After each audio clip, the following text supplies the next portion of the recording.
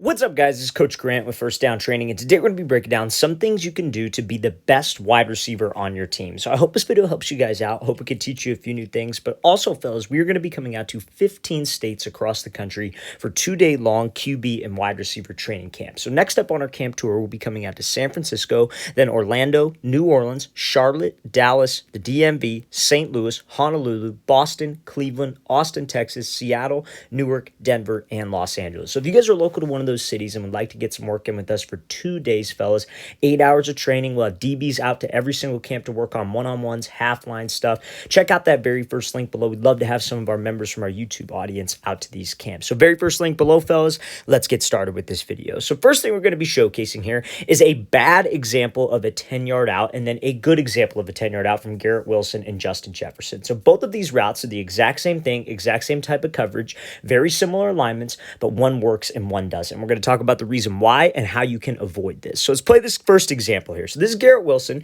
and he takes a very wide angled stem. He does not do something we call getting skinny on this route, which is what allows Jair Alexander to make a play on this. Now, to the untrained eye, people who don't understand football think that this throw is extremely late. And maybe it could have been out a little bit sooner, but when you guys break on an out route and you only give the QB maybe about 3 yards of space to throw you open, and you took a very wide stem, that screws up his timing. Football is such a timing game. So when you don't run the right type of stem and you don't run a quarterback-friendly route, that makes it very tough for the QB to be accurate. So let's break this thing down. Where did he go wrong? So pre-snap, he comes up to the line, and we have an inside shade press coverage look. Okay, so when he's inside shade and I have a route like an out route, corner, fade, we all know that we're probably going to take an outside release here.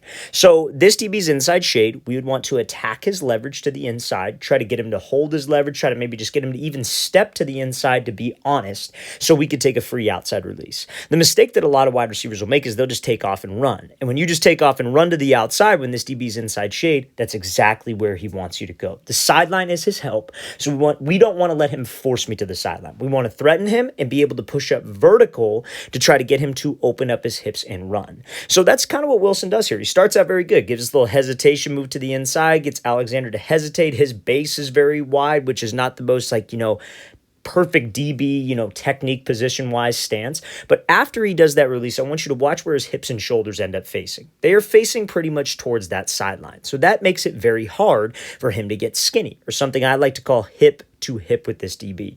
So when you guys take a very wide angle like this and you're running wide and you have an outside breaking route like an out, like a comeback, etc., that makes it very difficult for this quarterback because this DB obviously has an angle if you're trying to push up vertical, and when we have to push up vertical and get to the depth of the route, the DB's already got a step on me. He has the leverage, if you will. So now when I break this thing off, we pretty much ran exactly where the DB wanted me to go. He wanted me to go to the sideline. I took a wide stem, so I ran to the sideline. I did not get skinny, and that is not running a quarterback-friendly route. So let's play this thing again full speed, and then we're going to break down Justin Jefferson running the exact same route, but how he does it differently. So pay attention to his pad level, fellas. Pay attention to his body language on this. So watch Justin Jefferson. About same alignment. He's a little bit further inside, but it's a timing 10-yard out. The quarterback is not supposed to throw this late, so you can't use that excuse. So let's play it full speed. So he comes off here, but look at his pad level. Look at his body language.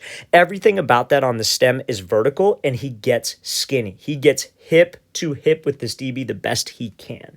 So we got a DB who's inside shade, very similar to the last example. They go with a different release here, but it's still a form of like a hesitation release. But if Jefferson would have had his hips and shoulders facing here and took a very wide stem, the same result as the last play would have happened.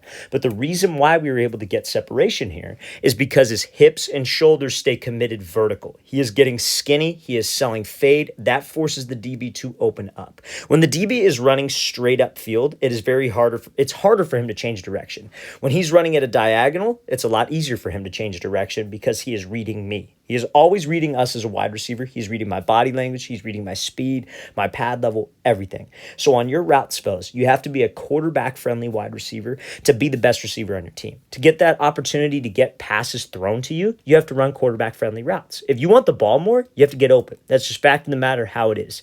And if you can't get open by getting skinny, by running a quarterback-friendly route, you will not get the ball. Now, something that a lot of people are afraid of in this situation of getting skinny, right? Like they'll go back to this first example. When they got pressed, they got a DB who likes to get hands. They're afraid in the situation, oh, well, if I get skinny, what if he gets hands on me? Well, the issue is that guys don't know how to get the DB's hands off of them. They don't understand that when you're taking an outside release, all you got to worry about is his outside hand. You don't even got to worry about his left hand in this case. So if you have a plan with your hands off the line, I'm going to work him inside, and then maybe I'm going to chop him with my right hand. I'm going to swat with my left and rip under. You just need to have a plan. Plan to beat the arm of the side of your release. So if you're taking an outside release, plan to beat his outside arm. So we're going to play that Jefferson clip full speed one more time. This is a great example of him getting vertical, getting skinny to force that DB to flip his hips, and winning on that route. Okay, so now, second thing that we have to be able to do to be the best wide receiver on your team is win on the uncomfortable routes. So this is going to be a fade route here. So I think we could all probably argue that Drake London's the best wide receiver on the Falcons, and I think that he does a great job of being able to create separation when things are difficult. You know, you see him run a lot of slants versus press, which is a hard route to run, and you see this, fades versus off-man coverage, inside leverage. So let's talk about this. What does he do correct here? So this is something that all wide receivers should be able to do, and that is something called a vertical set. So what is a vertical set? A vertical set is pretty much like a hard cut to the inside, trying to get a DB to bite on like an inside move. So if I have any type of off coverage, right? So like, let's say he's 7 to 8 yards off, and even if he's outside shade, even if he's head up, even if he's inside shade. Number one, when I have to run a fade, the mistake that wide receivers will make, which is why they don't get the ball and they're not a threat downfield against many coverages, is that they just try to take off and run. So it's no different than what we were just talking about against press. We have a guy who's inside shade press and you got to run a fade. We can't just take off and run because he's going to squeeze me to the sideline. So if he's inside shade and press, I give him a move inside, then I take to the outside. He's off. He's an off man. He's in zone. The same thing applies. We have to attack him and we have to threaten him to his leverage. He's inside leverage, so my goal is to actually threaten him to his leverage to try to get him to bite. Because when he's inside shade, he is taught to not give up the inside. He is taught to what? Force me to the outside. Fellas, when you can understand that a lot about being open, getting separation, running quarterback-friendly routes, being able to run these tough routes in tough situations is about leverage and knowing how to attack coverages, you will be a much better wide receiver. So he attacks him inside, gives him a move inside, gets the DB to bite, and look at this. It sets him up outside. It allows the quarterback to have some space to throw him open. If you can be quarterback friendly, you will get more receptions, you will make bigger plays, and you will catch the ball with more separation to do some damage. So fellas, we have to know how to run these uncomfortable routes. A fade versus zone coverage, let's close the distance. Let's give him a fake inside, try to get him to sit on a post, a dig, whatever, so I could slip behind with space. Let's play this thing again, full speed one more time. Great job by London attacking and giving that move to the inside to get that DB to bite and win on this fade. Okay, so last but not least, to be the best wide receiver on your team, you have to make sure that you know how to make the catches, the tough catches, so the over-the-shoulder catches, the catches downfield. Because at the end of the day, fellas, you could be the best route runner in your whole division, in your whole league. But if your quarterback doesn't get you the ball, your offensive line doesn't block, it's very, very tough to showcase your skills. And I'm sure a lot of you know that. I'm sure a lot of you are in a situation, where maybe you don't have the best quarterback, or maybe you can't run these, elaborate routes where I get a ton of separation and my quarterback has time to throw because maybe the offensive line doesn't hold. Whatever the situation might be, you still have to make the most of the opportunities given to you. So when you're given a fade ball, you better catch it. You're given a ball over the middle, whether it's a quick slant or a 15-yard dig, you better make the most of it because that's how you can get more targets. That's how you become a bigger part of the offense. Fellas, I've been in those coaching offices where we're drawing up plays and we try to target the guys who we know we can rely on. Who are we going to throw the deep post to? Who are we going to throw the deep fade to? A guy who we know is going to catch it every single time. And that's what you have to do to be that best wide receiver on your team. So let's look at this route here, this play here. This is from Jackson Smith-Njigba out of Ohio State.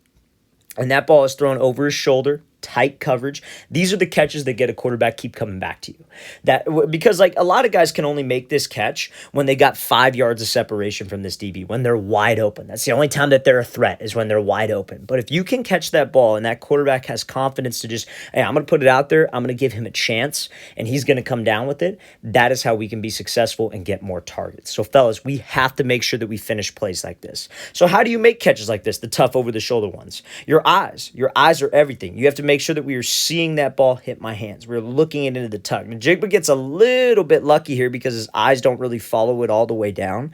But fellas, if you want to be consistent, your eyes catch the ball first. You go up for a jump ball, your eyes catch the ball. Low pass, back shoulder, everything. Your eyes are super important, and that is something that you need to constantly rep in practice to develop a good game habit. So make sure we are making the tough catches, fellas, so I'm reliable and my QB can keep coming back to me, because we need a lot of things to go right for us to be able to have a successful season.